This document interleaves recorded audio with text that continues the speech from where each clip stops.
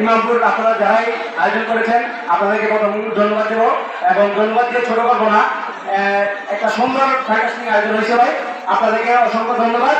আর আপনারা ইমামপুরে কথা মতলবে সারা মতলবে আপনারা মতলবে দিয়ে এই টুর্নামেন্ট অব্যাহত রাখবেন, তাহলে যারা গান আছে এই যে ছেলেগুলা এরাই আগামী দিনের ভবিষ্যৎ ভাই। ঠিক আছে, আপনারা এই খেলা অব্যাহত রাখবেন এই আশা ব্যক্ত করি আমি আমার আসসালামু আলাইকুম। দর্শক দর্শকের উদ্দেশ্যে একটু দর্শকদেরকে অসংখ্য ধন্যবাদ।